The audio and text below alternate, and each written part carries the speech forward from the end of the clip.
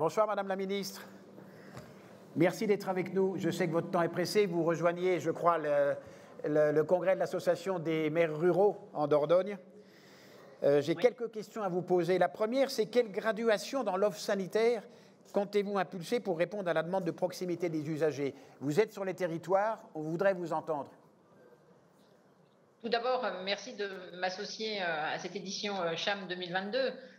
Désolée de n'être parmi vous, vous venez de le dire, je suis au Havre, j'étais à Rennes ce matin et je pars à Bordeaux pour le congrès des maires ruraux à Aimé ce week-end. Donc la gradation des soins, vous le savez, est un enjeu majeur puisque la ressource médicale se fait rare et donc il nous faut nous adapter. C'était un des chantiers du Ségur avec le développement de la coordination professionnelle, de l'exercice coordonné dans toutes ses formes, que ce soit en maison de santé, en centre de santé, en équipe de soins primaires et en communauté professionnelle de santé, les fameuses CPTS. En cela, vous savez que les hôpitaux de proximité constituent un premier niveau de la gradation des soins hospitaliers et c'est le vrai trait d'union entre l'ensemble des acteurs, qu'ils soient libéraux, hospitaliers et médico-sociaux. Derrière, bien sûr, cette question, la question que vous posez se pose plus largement, la question de l'accès aux soins, des coopérations entre les professionnels, les délégations de tâches, l'organisation territoriale. Autant de sujets prioritaires pour le gouvernement, comme le témoigne la création de ce ministère qui n'existait pas et dont j'ai l'honneur d'avoir la charge. La désertification médicale, vous le savez tous ici, c'est un phénomène généralisé. Dans 5 ans, toutes les zones de notre territoire national, à des degrés variables, certes, sans exception, seront affectées par la sous-densité médicale. Dès lors, comment faire pour offrir un accès à la ressource médicale à tous ceux qui en ont besoin? Les Français sont inquiets à ce sujet, ils ont raison. Donc nous voulons sortir de cette logique descendante. Il n'y aura pas une seule réponse, mais des réponses différenciées, car les inégalités sanitaires et sociales ont de multiples visages selon les territoires, d'où le nom de ce ministère, organisation territoriale. Et les solutions ne sauront donc être les mêmes que selon qu'on se trouve au Havre, dans la Creuse, en Île-de-France ou à Chamonix. Vous avez raison d'insister sur la demande de proximité des usagers. Nous devons sortir de cette logique par l'offre et penser dorénavant à partir des besoins des patients. Je crois que c'est le thème de CHAM cette année et cela correspond bien à notre philosophie. Les besoins de nos concitoyens en matière d'accès aux soins sont immédiats et il y a urgence. C'est pourquoi il est essentiel de mettre en œuvre dès à présent des solutions pragmatiques adaptées à la réalité de chaque territoire. Regroupement de professionnels, gradation des soins, coopération entre professions, télémédecine. Tout doit être discuté et mis sur la table. Ce sera l'objectif des travaux que nous conduirons dans le cadre du CNR, qui débutera dès lundi au Mans et qui se avec toutes les parties prenantes et qui se déclinera dans toutes les régions. D'accord. Madame la Ministre, en fait, la vraie question, quand vous nous dites qu'il n'y a pas assez de médecins, j'en suis pas sûr. J'ai testé il y a 8 jours, un vendredi à 15 heures. J'ai tapé sur plusieurs sites de télémédecine. J'ai trouvé 9 rendez-vous dans les 3 heures. Donc on a des médecins. Ce qu'on n'a pas voulu en France, c'est revoir le rôle et la place du médecin dans le système de santé. Et je pense que tant que vous ne ferez pas ça, vous penserez qu'il y a un manque de médecins, ce qui est faux. Le généraliste doit devenir interniste. Et c'est les infirmiers qui doivent monter en niveau pour assurer la première ligne de soins. On ne devrait pas voir un médecin avant d'avoir vu un infirmier. Sinon, vous n'y arriverez pas. On va injecter des médecins dans 10 ans avec l'arrivée de l'intelligence artificielle, la montée en puissance des infirmiers, la montée en puissance des patients experts. Qu'est-ce qui va rester au MG, aux médecins traditionnels, médecins de famille? Il n'y a plus de famille. Tous les 5 ans, elles explosent et les enfants sont dispersés partout. Donc, qu'est-ce qu'on va faire? On a besoin de transformer complètement le système en revoyant le rôle des acteurs. Et si on continue sur la primauté du médecin, le seul capable de faire un diagnostic ou de distribuer un traitement, on a tout faux. Le pharmacien que vous êtes doit le comprendre. Je vous remercie de ne pas poser de questions et de faire ce plaidoyer. Je vous dis que nous sommes au travail. Laissez-nous un tout petit peu de temps. Ce que vous proposez, on l'entend. Ça a déjà commencé. Le glissement de tâches et le fait que certaines professions puissent exercer la vaccination par les pharmaciens en est un exemple, puissent faire d'autres tâches. Ce travail, il est en train d'être fait. Ça ne se fait pas si facilement que ça. On ne révolutionne pas tout un système de santé comme celui-là. La place de la télémédecine doit évoluer, nous le savons. Elle a déjà fortement évolué pendant la crise sanitaire. Et ce que vous dites là, laissez-nous un tout petit peu de temps, laissez le temps aux médecins de travailler, qui sont revenus à la table des ordres, de travailler. Les professions travaillent entre elles. D'ailleurs, ce ministère, c'est à la fois organisation territoriale et profession de santé. Les professions de santé sont en train de travailler entre elles, je peux vous l'assurer. Nous travaillons avec elles. Laissez-leur un petit peu de temps et le médecin restera le médecin. La place que nous accordons en France aux médecins, c'est notre système de santé est comme celui-là. Mais laissez-nous un tout petit peu de temps et laissez-leur un petit peu de temps pour travailler entre eux à des solutions.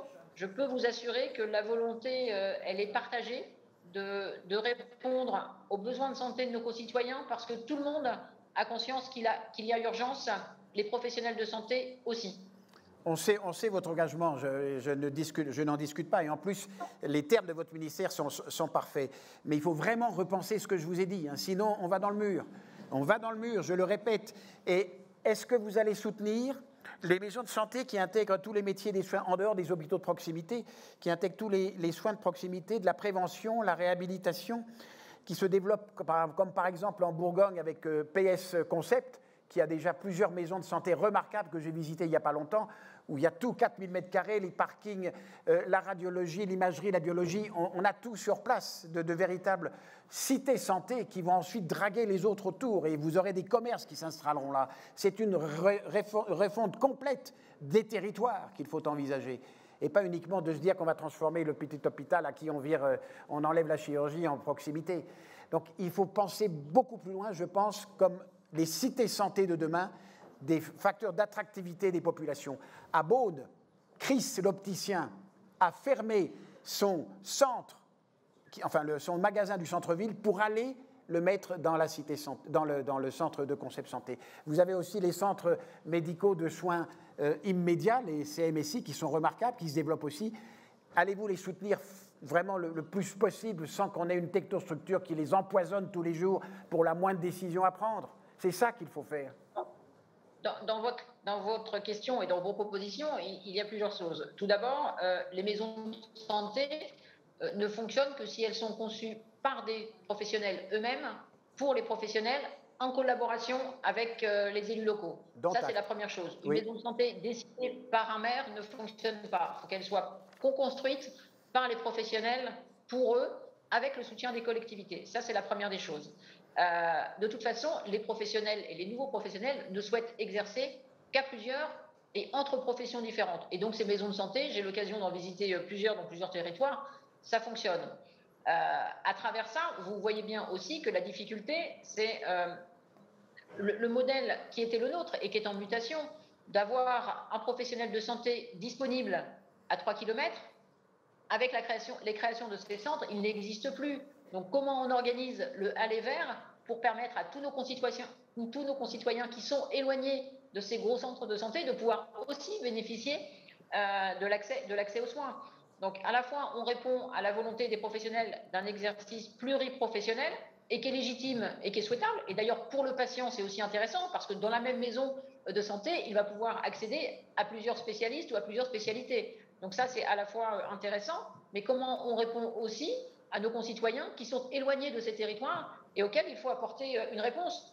Je vais, vous l'avez dit au congrès des maires ruraux, je ne suis pas sûre que ce modèle uniquement satisfasse les maires des communes rurales. Malgré tout, ils ont conscience que le modèle du médecin qui s'installe tout seul dans leur commune, ce modèle-là, il n'existe plus. Donc c'est à nous d'inventer la maison et le aller vers, les consultations délocalisées, l'utilisation de la télémédecine, et vous avez parfaitement raison. Et il y a tout ce système que nous sommes en train d'imaginer et de construire à la fois avec les professionnels et tous les professionnels, pas uniquement les médecins, et les élus. Bravo. Et autre question, vous allez donc voir les Verts. J'y suis allé à ce congrès, ils m'avaient invité, j'avais bien discuté avec eux déjà, c'est passionnant. Mais il y a quand même une vision très franchouillarde il faut la réanimation sur mon paillasson et le service de chirurgie le plus abouti au premier étage de ma maison. C'est impossible, il faut que les Français pensent autrement. Et est-ce que vous allez dire à ce congrès des maires ruraux qu'il faudra faire demain 100 km pour se faire opérer ? J'ai des statistiques sur la prostatectomie radicale qui sont redoutables. Il y a encore plus de 100 hôpitaux et cliniques qui, en France, font moins de 13 opérations par an. Ceux-là ont 4 fois plus de morts que ceux qui en font plus de 50. On assassine légalement dans ce pays. Est-ce que vous allez dire ça aux maires? Leur dire stop et accepter que les populations se déplacent?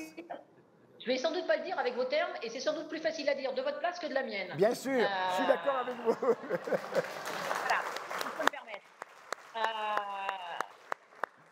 Mais on est bien dans un système où je pense que nous sommes à un moment charnière d'une prise de conscience collective.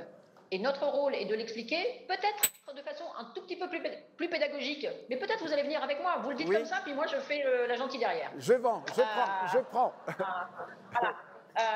Mais sur le fond, bien sûr qu'on va arriver à ce système-là, mais il faut le faire de façon radicalement modérée, avec pédagogie, mais ce système, il est en train de se construire parce que de toute façon, nous n'avons pas le choix.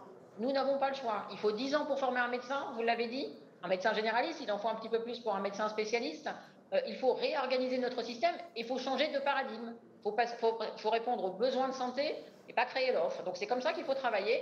On va se faire, c'est comme ça qu'on est en train de travailler, ça se construit, je vous dis, les prises de conscience, elles sont là, et tout le monde n'a pas la même prise de conscience au même moment, donc c'est un travail de pédagogie, mais de toute façon, nécessité fait loi, et donc on va y aller en expliquant, mais en répondant, je crois, aussi à la problématique des maires. Je suis élu local, je vois bien la pression qui est celle des maires, et je vois bien aussi la nécessité pour nos concitoyens d'avoir une réponse qui les rassure.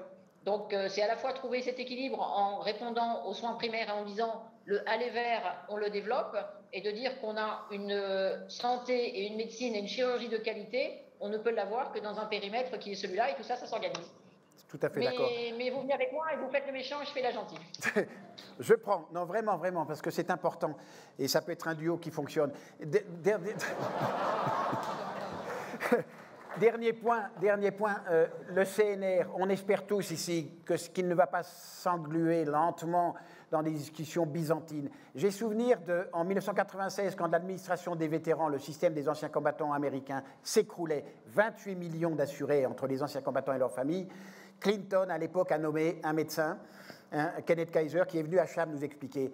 Et celui-ci a donné un mois aux 500 personnes qui comptaient, les syndicats, les corps constitués et autres, pour répondre, travailler sur des questions, et il les a mis où? Dans un hôtel Hilton, en dehors des administrations, en dehors de partout. En 3 jours et demi, la fumée blanche sortait. Le conclave avait refait le système des vétérans qui est devenu un des plus performants au monde. Notre grande crainte, c'est que le CNR s'enfonce dans des discussions sans fin de PowerPoint à PowerPoint et qu'on n'aboutisse pas.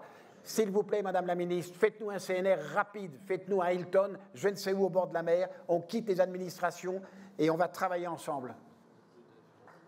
Alors, le CNR, ce n'est pas tout à fait l'esprit que vous donnez. Le CNR, ça ne nous empêche pas d'avancer. D'ailleurs, nous avons déjà proposé dans le PLFSS quelques mesures pour essayer de proposer des solutions. Le CNR, c'est un endroit où on va discuter, où les professionnels vont rencontrer les élus, ce qui n'est pas toujours évident, où les professionnels vont rencontrer nos concitoyens, où les élus vont rencontrer nos citoyens. L'idée, c'est d'avoir un espèce d'endroit où l'on discute, mais on ne fait pas de diagnostic. Le diagnostic, vous l'avez, je l'ai, on le partage, on sait lequel il est. L'important, c'est de pouvoir des territoires, puisque ces CNR vont se décliner dans toutes les régions, d'avoir des territoires, des réponses. On pourra, j'allais dire, prendre dans la boîte à outils et assez rapidement faire des propositions. L'idée, c'est pas attendre 6 ans, 7 ans, non, l'idée, c'est de, assez rapidement, dès qu'on a des idées qui fonctionnent, de pouvoir les proposer à nos concitoyens, au territoire, et d'avancer, parce que, je vous l'ai dit, il y a urgence à agir, et nous sommes bien dans cette optique-là, mais pouvoir garder ce système où régulièrement les élus, les professionnels échangent, c'est important parce que chacun va comprendre que dans tous les territoires, c'est ensemble qu'on arrive à trouver les solutions. Merci beaucoup, Madame la Ministre, pour votre engagement, votre détermination. Vous allez gagner.